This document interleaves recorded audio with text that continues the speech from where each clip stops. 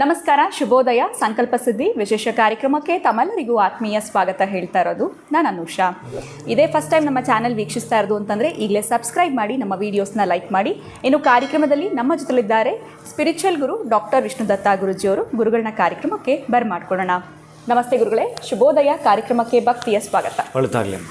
ಗುರುಗಳೇ, ಒಂದು ಮಾತು ತುಂಬ ಕಾಮನ್ ಆಗಿ ನಾವೆಲ್ಲರೂ ಹೇಳ್ತಾ ಇರ್ತೀವಿ, 84 ಲಕ್ಷ ಜೀವರಾಶಿ ಇದೆ ಅಂತ. ಸೊ ಇವತ್ತಿನ ನನ್ನ ಪ್ರಶ್ನೆ ಏನು ಅಂತಂದರೆ, ಮನುಷ್ಯನಾಗಿ ಜನ್ಮ ಪಡೆದುಕೊಳ್ಬೇಕು ಅಂತಂದರೆ ನಾವು ಏನು ಮಾಡಬೇಕಾಗುತ್ತೆ ಗುರುಗಳೇ?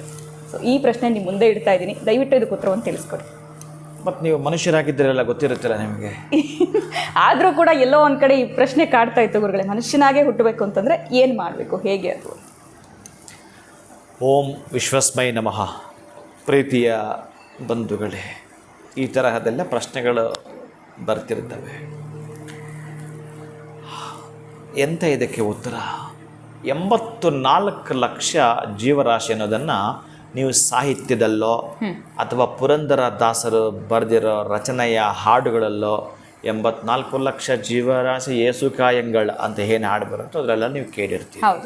ಆದರೆ 84 ಲಕ್ಷ ಸರಿ ಯಾವುದ್ಯಾವುದು ಎಷ್ಟೆಷ್ಟು, ಆಮೇಲೆ ಮನುಷ್ಯನಾಗಿ ಹುಟ್ಟಬೇಕಾದ್ರೆ ಏನನ್ನ ಮಾಡಿದ್ರೆ ಅನ್ನೋದು ಬಹುಶಃ ಈಗ ನಿಮ್ಮ ಪ್ರಶ್ನೆ. ಹೌದು ಗುರುಗಳೇ, ಖಂಡಿತ. ಈಗ ಲೆಕ್ಕ ತಗೊಳಿದ್ರೆ 84 ಅನ್ನೋದು ನೋಡಿ ಒಂದು ಸಂಖ್ಯೆ, ಅದು ಏನು ತೋರಿಸುತ್ತೆ ಅನ್ನೋದನ್ನು ಗುರುವಿನ ಸಂಖ್ಯೆ ಕೂಡ ತೋರಿಸುತ್ತೆ. ಟೋಟಲ್ ಮಾಡಿದಾಗ ಪ್ರತಿಯೊಂದು ಜೀವಿಗೂ ಕೂಡ ಗುರು ಅನ್ನೋದು ಬೇಕಾಗುತ್ತೆ ಅನ್ನೋದು ತೋರಿಸುತ್ತೆ ಇಲ್ಲಿ. ಲೆಕ್ಕ ಮಾಡಿ ಒಂದ್ಸಲ. 12 1 + 2 3 ಅಂದರೆ ಗುರುವಿನ ಹಾಗೆ. ಆದರೆ ಇಲ್ಲಿ ಏನಂತಂದರೆ ಅಂಡಜ, ಪಿಂಡಜ, ಜಲಚರ ಅಂಡ್ ಸ್ವೇದಜ 4 ಭಾಗಗಳು ತಗೊಳ್ಬೇಕಾಗತ್ತೆ ನೀವು. ಈಗ ನೀವು ಕೇಳಿದ್ದಕ್ಕೆ ನಾನು ಇದನ್ನು ಪ್ರಚುರಪಡಿಸಬೇಕು.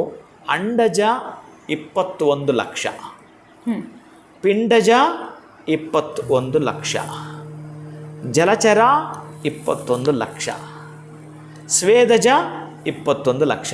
ಎಷ್ಟಾಯಿತು ಟೋಟಲ್ ಆಗಿ? 84 ಲಕ್ಷ ಜೀವರಾಶಿಗಳಲ್ಲಿ ಎದ್ದು ಬಿದ್ದು ಬಿದ್ದು ಎದ್ದು ಎದ್ದು ಬಿದ್ದು ಈ ಮನುಷ್ಯನ ಜನ್ಮಕ್ಕೆ ಬಂದಿರೋದು.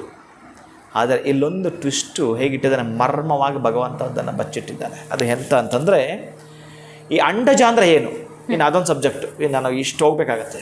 ಅಂಡಜ, ಪಿಂಡಜ ಏನು ಇವುಗಳೆಲ್ಲ ಕೂಡ. ಅಂಡಜ ಅಂತಂದರೆ ಈ ಸೀಡ್, ಬೀಜದಿಂದ ಬೀಜಗಳು ಹೇಗೆ ಎಲ್ಲ ಮರಗಳಾಗಬೇಕಾದ್ರೆ ಬೀಜ ಇರ್ತಾವಲ್ಲ, ಅವೆಲ್ಲ ಕೂಡ ಅಂಡಜಗಳು.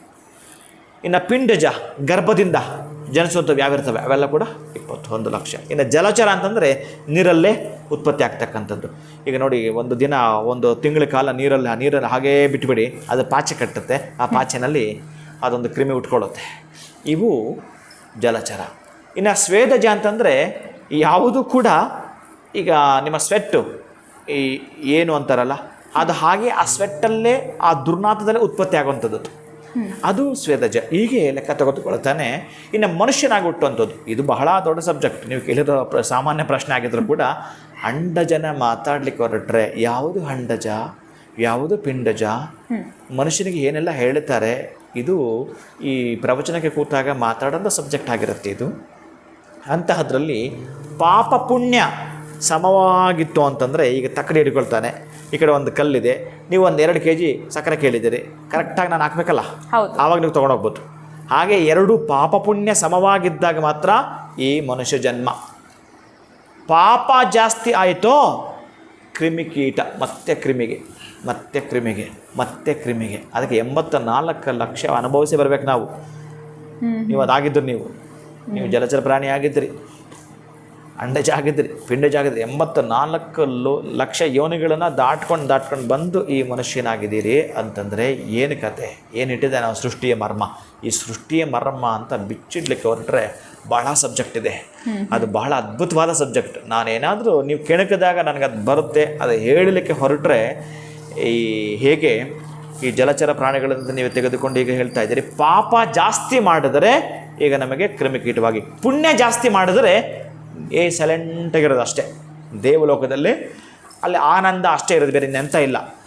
ಆ ದೇವತೆಗಳು ಕೂಡ ಸ್ವಲ್ಪ ಒದ್ದಾಟ ಮಾಡ್ತಾರಂತೆ, ನನಗೆ ಮನುಷ್ಯ ಮನೆ ಕೊಡುವಂತಹ. ಅಲ್ಲೇನು ಡಿಫ್ರೆಂಟ್ ಇದೆ ಅಲ್ಲಿ, ತುಂಬ ಎಂಜಾಯ್ ಮಾಡ್ತಕ್ಕಂಥ ಎಲ್ಲವೂ ಇದೆ ಅಲ್ಲಿ.